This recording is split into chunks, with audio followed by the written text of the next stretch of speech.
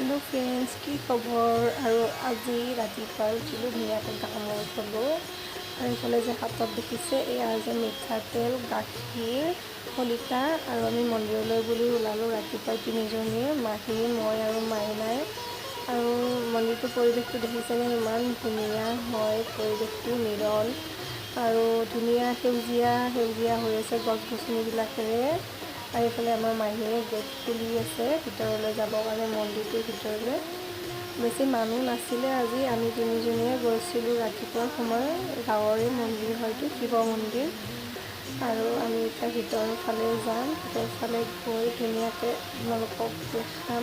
আৰু ইয়াৰ ভিতৰৰ শিৱলিংগটো চাবচোন, বহুত ডাঙৰ হয় শিৱলিংগটো, দেখিছেনে শিৱলিংগটো কিমান ধুনীয়া হয়। আৰু ধুনীয়াকৈ মহাদেৱৰ ওচৰত আমি তিনিজনীয়ে প্ৰাৰ্থনা কৰোঁ যেন আহিব লগা দিনকেইটা ভগৱানে সকলোৰে মংগল